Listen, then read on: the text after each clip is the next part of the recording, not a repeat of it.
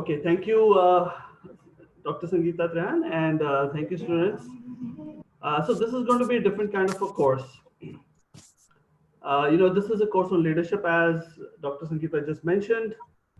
Why leadership? There's so many courses on leadership. We will not talk about how to lead others. We'll tell you a theory-based model which you can apply for your which will help you in your pursuit of leadership.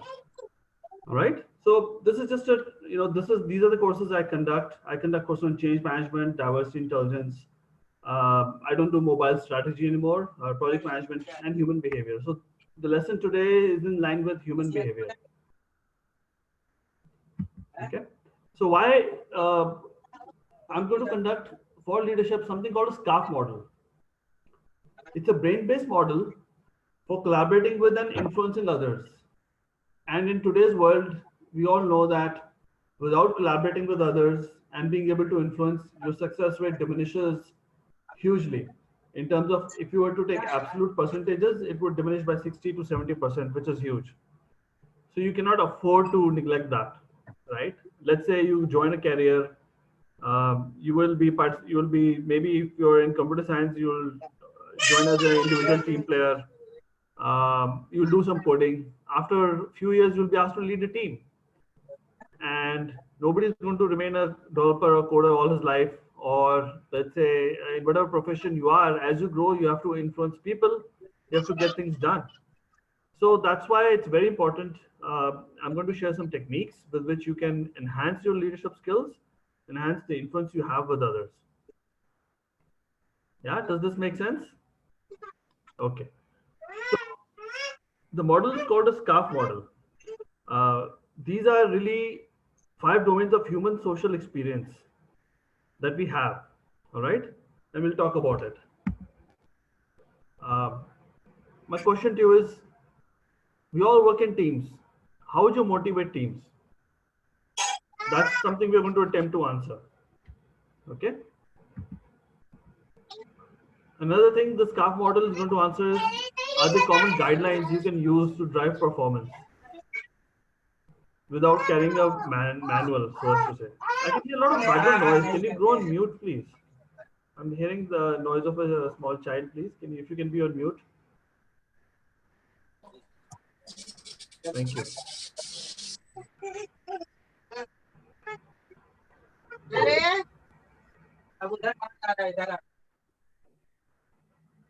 All right.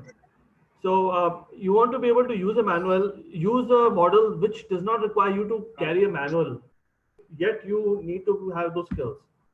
Okay. All of these have one thing in common. They try to minimize threat and maximize rewards. Why? It's seen that anything that we do in life, especially in social interactions, either you minimize threat and maximize rewards. If something is minimizing your threat, you will approach the situation, right?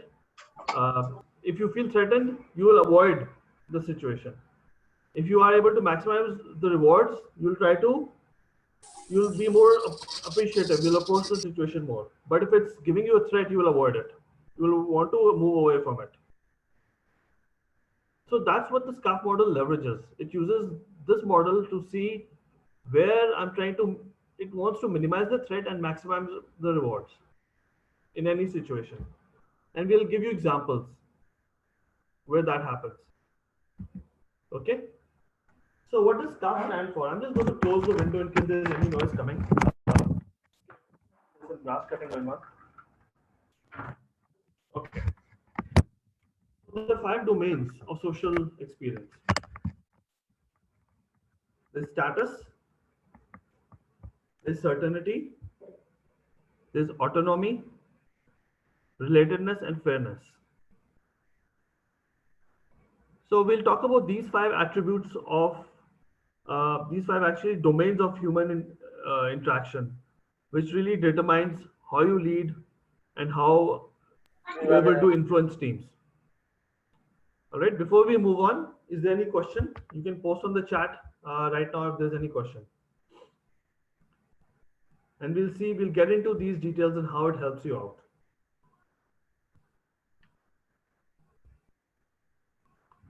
So we'll move on. All right. So usually what I like to do is break these groups out and give you an exercise, but we'll do this online. All right. So let's talk about status. The first thing. What is status?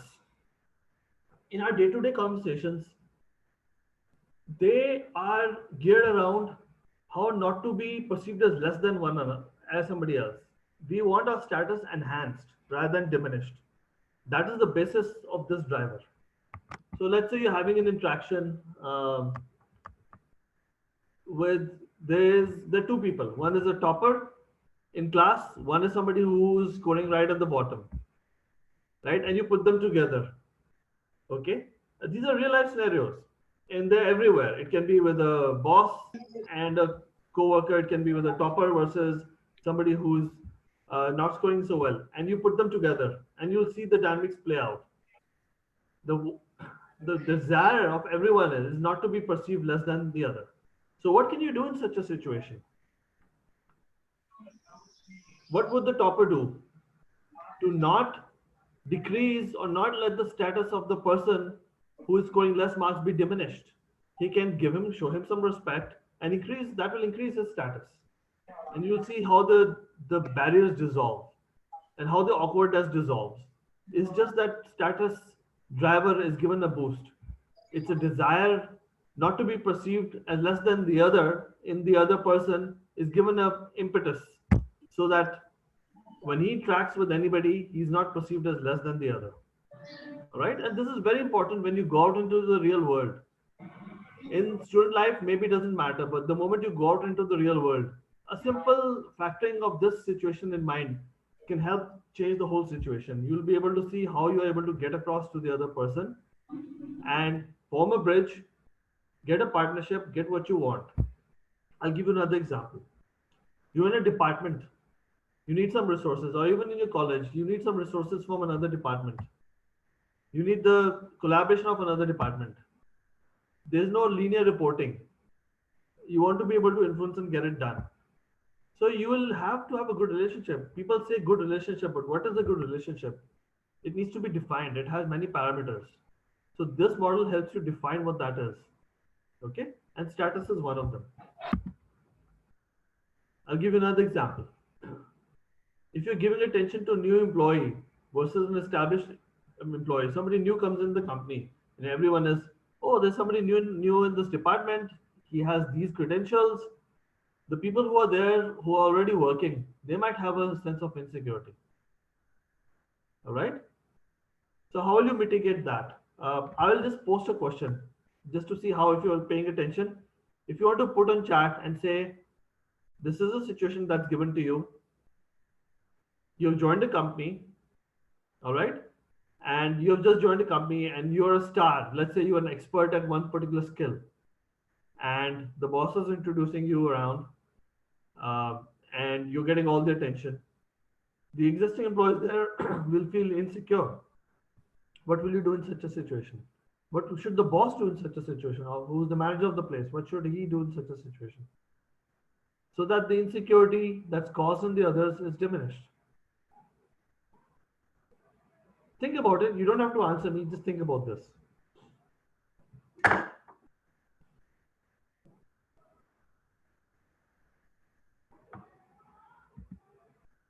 Okay.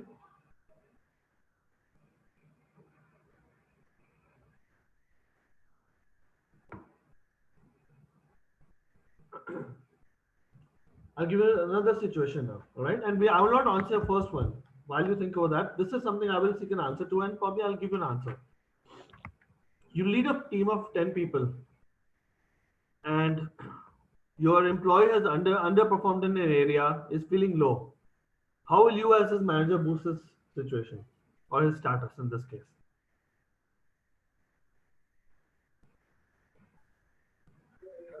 Can somebody post on chat?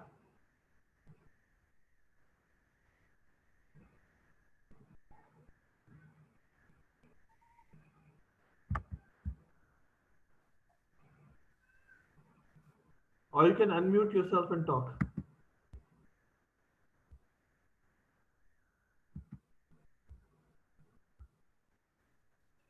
Okay, I see some responses. I will motivate him to work. You will motivate them.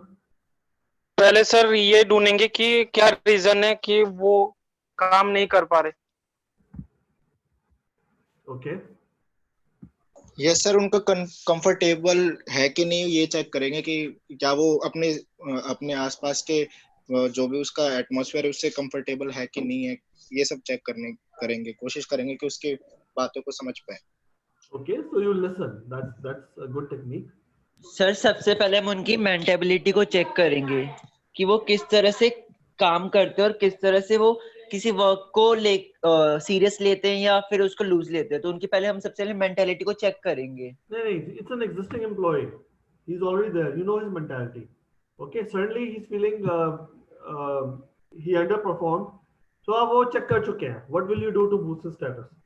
Sir इसमें ये चीज देखेंगे हम कि जो अब company किस तरीके का वर्किंग एनवायरनमेंट उनको प्रोवाइड कर रही है, क्या वो उसमें कंफर्टेबल है या नहीं है। अगर नहीं है तो हम उनको वही वाला कंफर्टेबल जोन प्रोवाइड करेंगे ताकि वो अपने अच्छे से परफॉर्मेंस दे सके।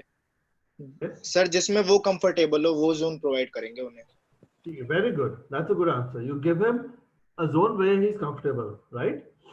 Yes, sir. Or you can give him an example where he's done good in certain situations and say, you know what, you did well in this situation. And do you remember, and maybe you need to see what learning comes out of that. It will boost his status. He'll not feel insecure.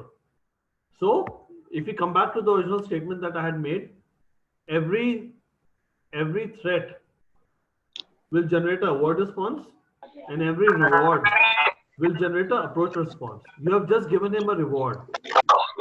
Okay. And you will find you are more approachable. He'll come to you. So that's an approach response. Okay. Everything leads to either an approach or an award response. So by this example, you made him approachable. He is not threatened anymore. He has seen that you have given him, you have boosted his status. You have said that you have done a good job in certain situations.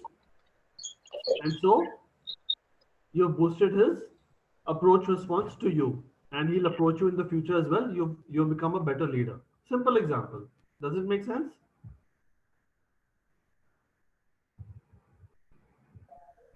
Yeah. So yes, sir, proceed. Yeah, you said give counseling to them. I want to be very specific. When we say counseling, of course, हाँ ठीक कर देना, कैसे ठीक कर देना, counseling देना, क्या counseling देना है? I'm being very specific in what to do, what kind of counseling to do when you are giving that counseling. Counseling तो ठीक है, but what is it? What does that counseling mean? हाँ सब ठीक हो जाएगा? No, that's not counseling. Don't worry. You have to boost the status. That's what I'm trying to get at. Is you have to give them a response that will increase their approach and not an avoid feeling. Okay. All right, let's go ahead.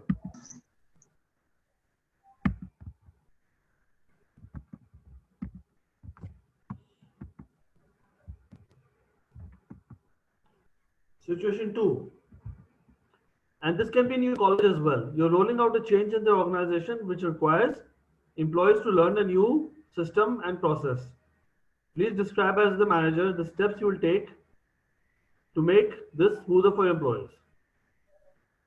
It should be make it smoother for employees. So you want to make this whole process smoother. What will you do in this situation?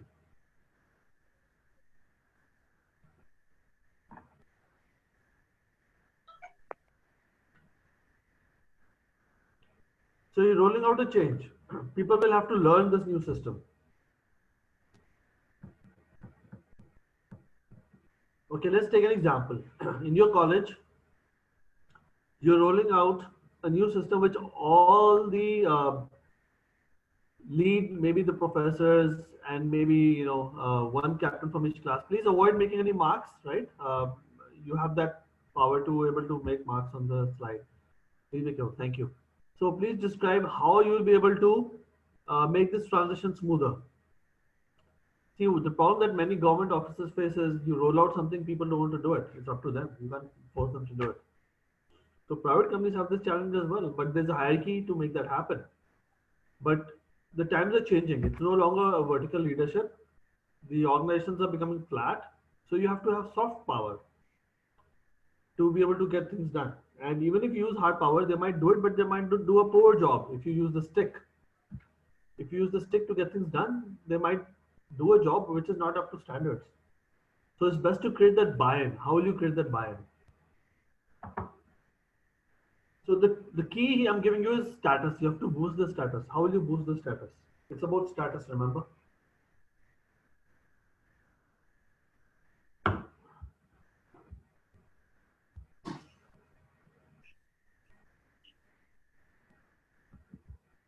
Okay, I'm going to look into the chat window. You'll provide the knowledge and skills of the process. They don't want to learn.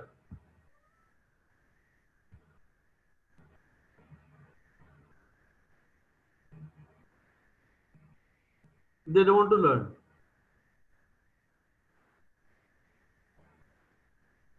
I'll give you a hint. Whenever you're doing a change, involve the people in that change. So involve them in that change. So for example, you tell them that we are doing a new system. Do a pilot for us and see how this works for you. You be part of the change. Involve them in making a strategy. Even before you buy a product that's going to be bought, you include them early on and say, this is the system. What do you think? You boost the status. You're giving them an increased status to make that decision. Somebody who's an expert who uses the system, instead of saying, go do this, you involve them earlier on and say, we have a need for a new system.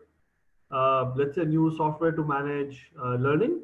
Can you learn the system and see how it works for you?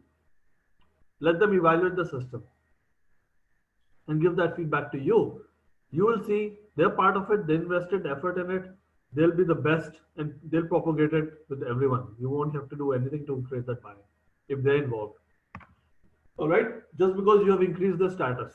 So the key here is they've increased the status of the person. Instead of just pushing it down to them, you have created their buy-in in the whole process. Does this make sense? I would like to, yeah, okay. I hear some comments. So you're creating a buy-in in this case and saying that it's your decision and not the decision of the school or the organization. They're facilitating this decision-making process on your behalf. All right. So that will help increase their status as well. Okay. We will move on to the next social behavior, the next domain. Anybody can take a guess.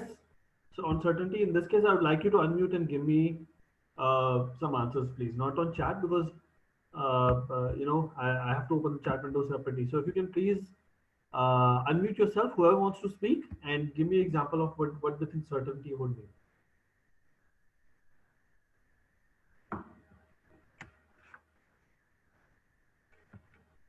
Anybody?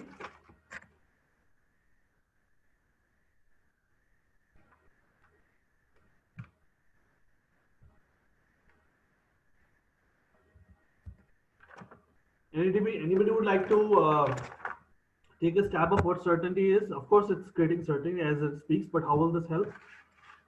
Can you all hear me?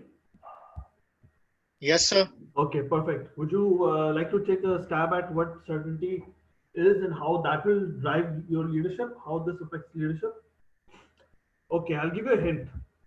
Increasing certainty creates an approach response. Reducing certainty creates an avoid response. So science shows that whenever you are increasing certainty, when your brain is uncertain, it takes a lot more processing power on your brain. Let's say you're drinking a cup of coffee, all right? Hot coffee, it's hot. You won't think it's hot because your brain knows it's hot. If it's an unfamiliar cup, you take it in a new cup, you'll spend another 30 seconds in trying to feel the cup and how it is it hot or not. If it's a cup you drink coffee from every day, you will not even take a second. You will just pick up the cup and start drinking because you know where it's hot, you know where the handle is, you know how many fingers subconsciously. It's like riding a bicycle. You'll put the exact same 3 fingers in holding the cup as you do every day. Your performance is better. You're not spending the extra neural energy in trying to make sure things are okay for you to proceed.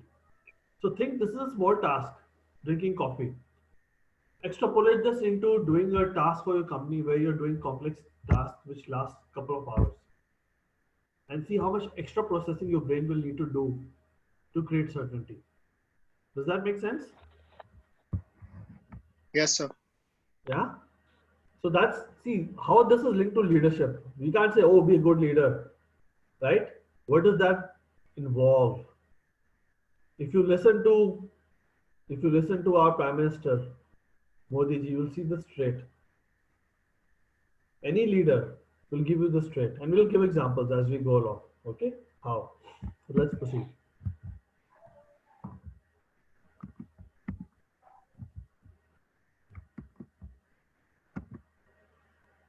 Okay, so without prediction, brain must use dramatically more resources involving more energy, intensive prefrontal cortex. All this processing takes place here, and it takes away attention from one's goals, forcing attention to the error, right? So you're more just like we spoke about. Okay, this involves change management. We gave an example. You're rolling out a change. In the previous example, you're involving them. That's boosting their certainty, right? They're boosting the status in that case. Also, the moment you are involving them, they know what they're getting into. It's also boosting their certainty. In the example we had given earlier, and change management is all about that. How do you introduce a change in the system that you are working on in a way that increases their certainty? And we'll discuss. Okay. Whenever you create a sense of certainty, it creates a reward mechanism, okay, which leads to an approach. That means they'll not hesitate to approach you as a leader. Okay. It also helps reduce threat from the uncertainty. Okay, you want to do that by, how will you do that? How will you reduce the threat from an uncertainty? You break down a complex project into small steps. Take the example of the coffee mug back again. Okay, your brain it'll take a pause. It will say, where should I hold the coffee cup? It's hot, it's new. Okay, I will touch the handle, and slowly I will take my finger to the rest of the cup. I'll lift the cup, I'll bring it to my mouth. All right, that's a breakdown into smaller steps, given the coffee example. If you take the same thing into your work, let's say, take for example, Sangeeta ma'am, all right? She has to come in every day and she has in her own mind what subjects to teach you. If suddenly, because of this whole COVID-19 situation, when she had to manage this virtually, her brain would have tried to break down the whole thing into small steps and see how will I conduct classes? What are the sessions? Who will be doing the scheduling? She would have gone through all of that, break it down into small steps so that she's certain in her mind the class will happen. Right, Sangeeta ma'am?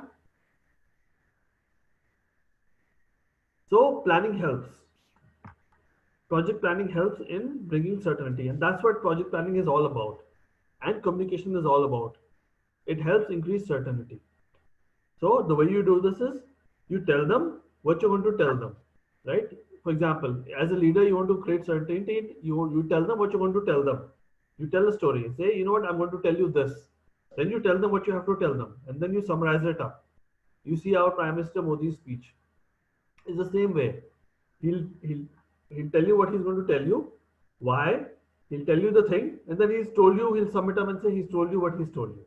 It's called creating certainty in somebody's mind and creating a pattern so that people have a path of what the future looks like.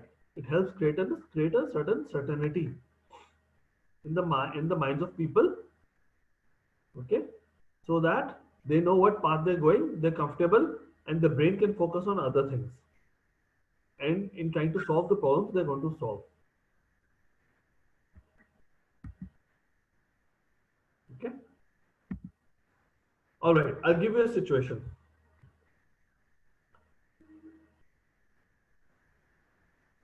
Similar to what we have discussed, but think of it from a certainty point of view.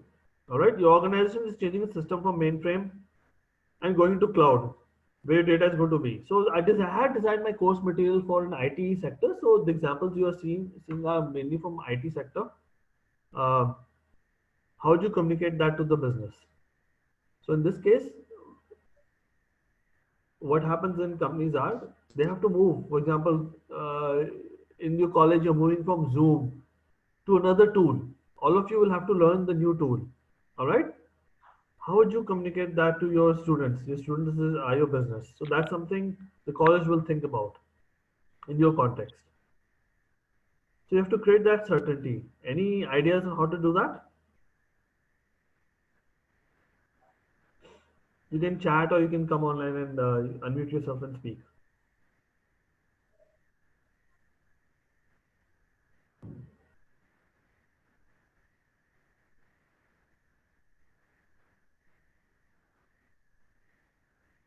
Okay.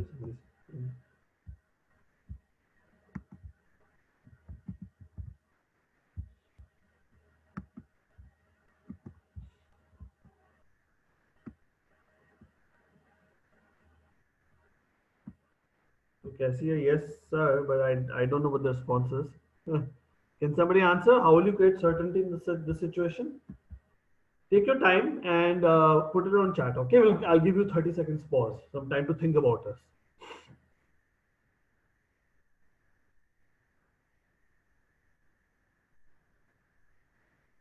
The situation again is you're changing your backend system from one system to another. So your users will need to learn the new system. How will you communicate that to the users? In this case, the users are the business. Take example Amazon. Amazon is a big business. Amazon company. I'm sure all of you have used Amazon. Is changing its platform. All right. Let's say you're working for Amazon, and you're changing the way your page looks. You're changing the way people shop, and you want to do that communication. How will you do it? What are some key things? I'm not talking about the technical aspects. I'm talking about from a point of view of creating certainty. So given the example, we'll integrate the plan into small steps. Rakesh Kumar, okay? Yes. Give me example. Give me a concrete example with this in mind, with the situation I've given you.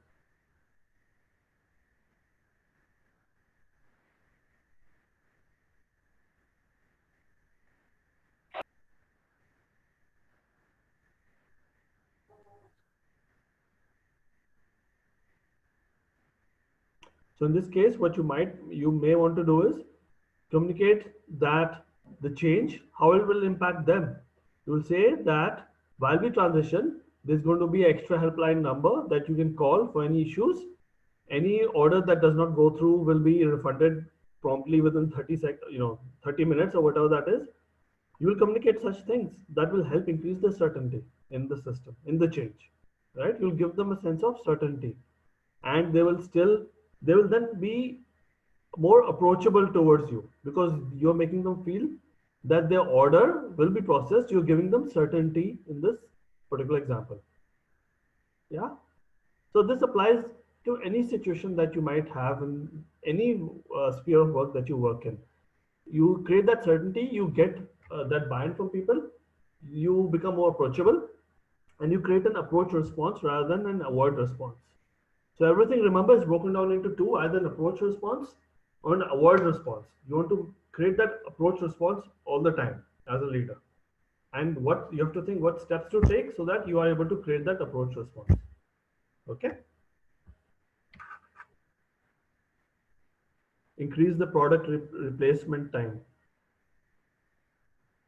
You want to decrease the product replacement time. Okay, increase means give them more time to be able to return the product. Okay, if that's fair enough. Yeah, basically whatever that increases the certainty, make them feel that this change is going to be for the benefit. It give them certainty on how it is going to be handled. That is increasing certainty.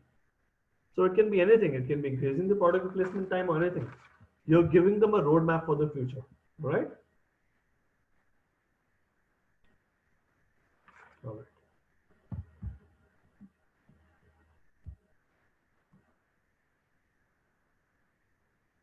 Okay. We'll move on. Yes, sir. Proceed. Okay.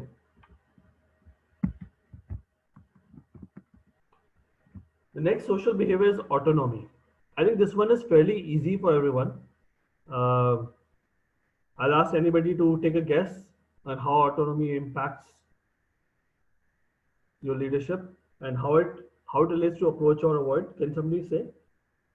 Can somebody take a stab at how autonomy helps you?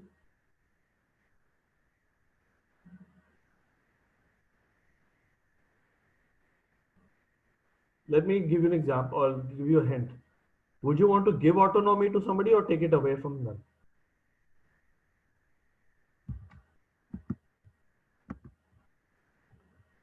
Okay, no idea. Take a stab.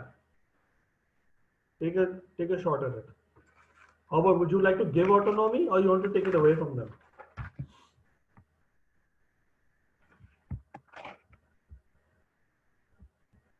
You like to give autonomy, right? Why would you want to give? Yes, Nitish, great. So Nitish, since you spoke up, why don't you take a stab at why? Why do you think giving autonomy will help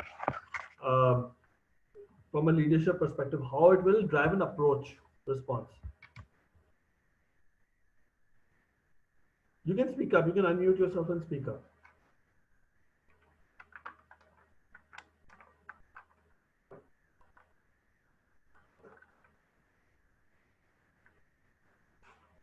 Just because the employee knows the better way to how to work.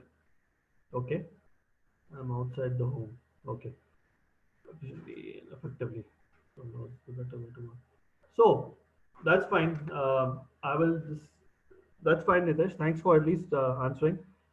So the moment you're increasing the autonomy a person has, you're automatically increasing the approach response towards you. You're becoming more approachable. Everybody wants more autonomy. All right. That means the power to make a decision. Um, how can you use that in the workplace? Let's take some examples. Instead of telling your employee, go do this, or if a manager says, go do this, if you were to say, if you do this, do you think it will work better for you? It's not becoming less of a leader by giving the choice to your team. Sometimes the choice is evident. For example, if you say to a person missing class, do you think you're missing the class is really helping you? Do you think if it's working out for you, you're getting better grades by missing the class? Obviously, the answer is no. But you're giving that choice to the student. All right. I know you have to have in a school structure, the autonomy is a little tighter, but I'm just trying to translate a workplace system into a school-based system where you are currently. So similarly, when you're working, nobody will question why you're stepping out to have lunch or where you're going, or if you're going down for somebody's going down for a cigarette. Nobody will care. They'll only care about results. But they've given you the autonomy to decide what to do with your time, how you spend it. They're going to measure the output, right? And it says here this will reduce the decision taking time. Of course, right? Because they're not bothered. They're not bothered about how they'll be measured. They have the autonomy, they have the trust, and they'll be focused on solving the problem more. So increasing autonomy, it just helps from that perspective.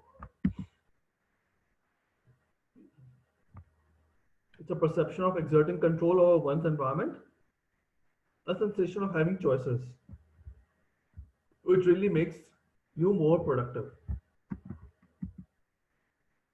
Okay.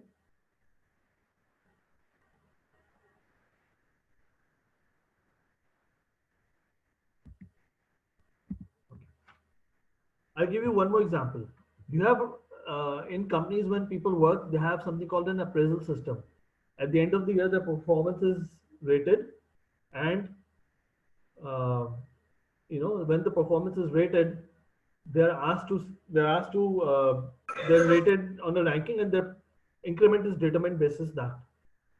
So in a feedback session, if your manager comes and says you did this, you did well here, that will create a approach response. The moment he comes to say you did not do this well, it will create a threat response. Okay, and the person wants to avoid that meeting. Nobody likes to listen to their things that they're not doing well. It will create it because it's a threat to them. Okay, so think of a way, an alternate way, where you as their manager can have that discussion with them without creating a threat response. You want to have a discussion, a feedback discussion on how a person did at the end of the year without creating a threat response. How would you do that? Can somebody take a shot at it? Somebody wants to take an attempt?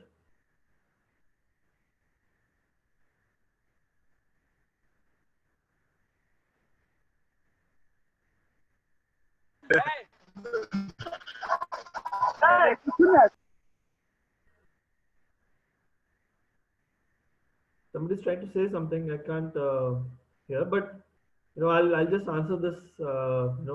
For the in the interest of time as well. One way might be to listen to the employee and see what they think, uh, how they did. So, for example, okay, what worked well for you? Example is person X. You did this well this year. What do you think you did well, and what are the things you think you could have done better? Let the person decide where his gaps are, and then if they're honest about it, they'll speak to the thing. If they're not honest, they might dodge the issue, and you help them.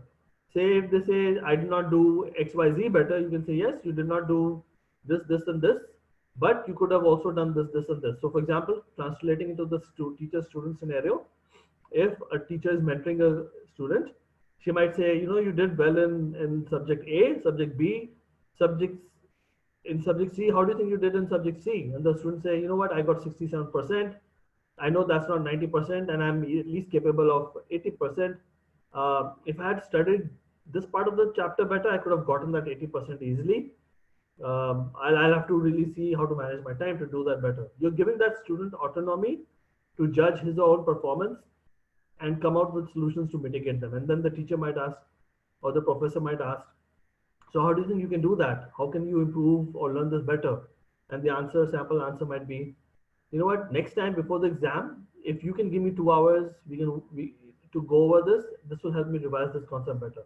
It's a strategy. This is a very simplistic example, but it can be applied anywhere, right? You're giving them the autonomy to make their own decision and chart their own course, and you'll see the results are far different than if the leading authority is able to just simply direct and say you need to do this, because you get the buy-in from them. If we give them some limits, we can reduce autonomy and take efficient from them. Amandeep, do you want to explain? Unmute yourself and explain what you're trying to say. What do you mean by give them some limits? We can reduce autonomy.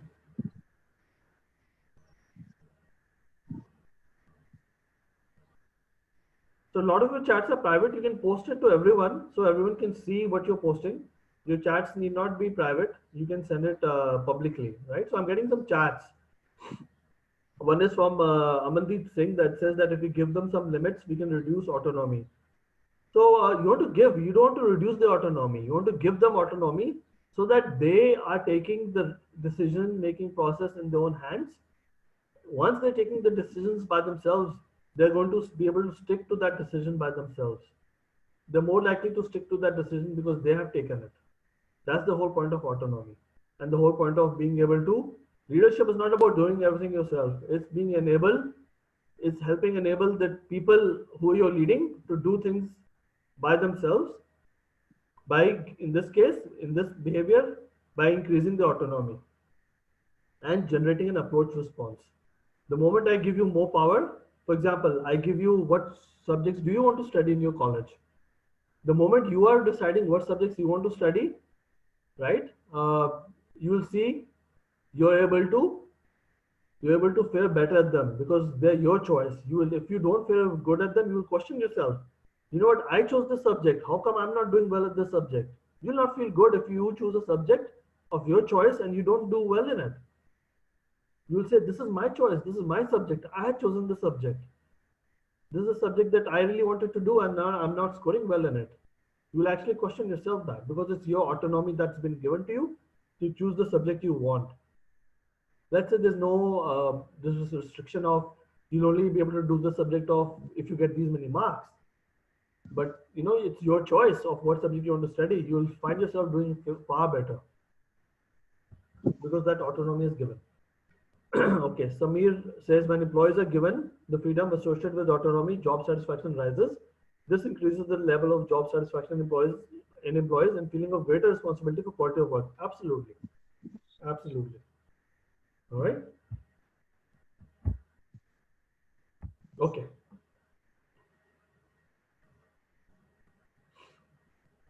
We'll move on to relatedness.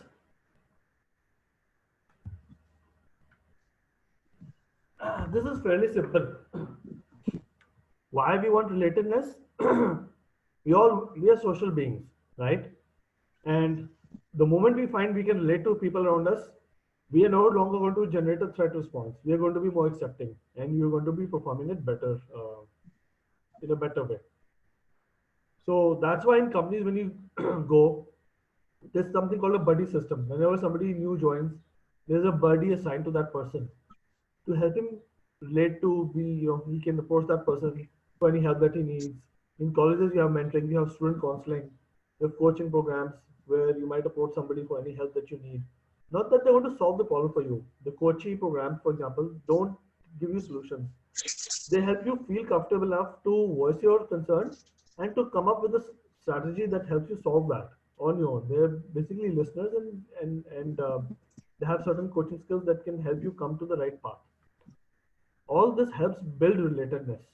So this is not something you're going to have to remember. By practice, it can become part of your leadership skills, the SCARF model. So relatedness greatly helps you build your leadership development skills. How you can do it in your day-to-day life, you have to think of it. With the moment you think, how can I increase the relatedness, you'll automatically get the buy-in you need from the teams you're leading all the time. For example, it can be a new change in an organization, you're rolling out something. If that change is, you're creating some familiarness into it, you're increasing the certainty, you're able to, the example I gave earlier, involve the person in deciding what system. They'll probably come up with something they can relate to too, right? So for example, if it's a school which is Hindi medium college, and you're rolling out, you will obviously roll out system uh, with the system that can translate English to Hindi, or have that AI mechanism where you speak and something can be quickly converted to Hindi. You're increasing the relatedness. Automatically, the binding increases, right? And your sphere of influence increases. It impacts a whole lot of attributes as well. But just keep this in mind. All right. We'll move on to the next topic in the SCARF model. Okay, it's called fairness. This is very important. All right. I'll give an example. They did a study.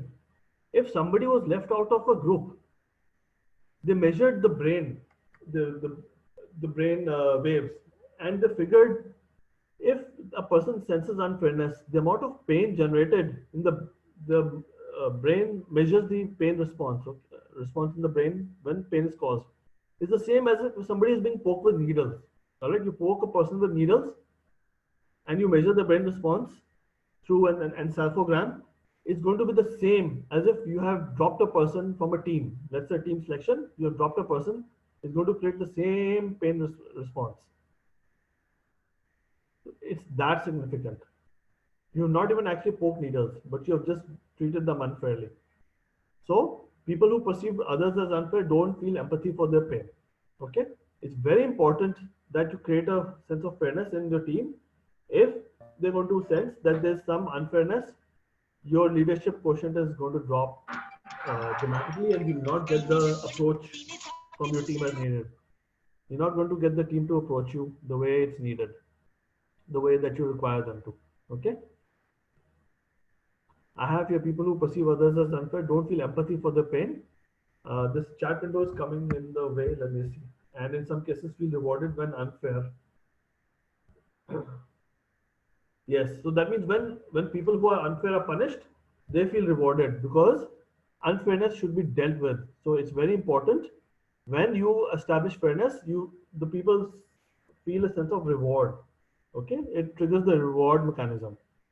It's very important that when, as a leader, you're dealing with large teams or large groups, you're increasing the fairness in the system by not being by A, you can either punish the people who are you can punish the unfair people, or you're creating that sense of fairness through many means. Okay.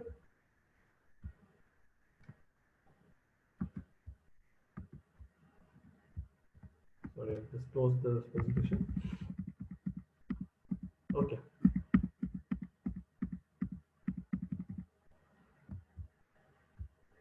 Just a group exercise for you. How you decrease the threat perceived due to unfairness? What are some things you can do?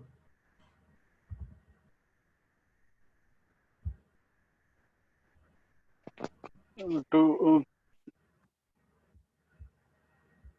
Yeah. to publicly the things what is going on. Okay. Create transparency around what's going on. Okay.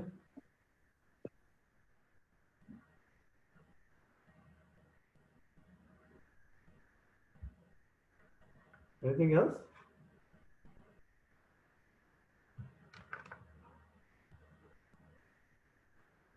So that's very important. Increasing transparency is a very good strategy for that. Yeah. What was your name? Nitish, Nitesh. Yes. Increasing transparency is very good. What else? One other thing is increasing the communication. Let's say you're doing promotions, all right, and somebody is given a promotion. Obviously, some of the people who are not given a promotion will feel there's some level of unfairness. So it's good if you can communicate uh, some of the things the person who's getting promoted has done. So, for example, you can communicate this person X has been promoted. He has accomplished, A, B, C in this year. He has done this, this, this. It will help increase the level of fairness because you're communicating, you're increasing your level of communication. So transparency is one, communication is another. Anything else?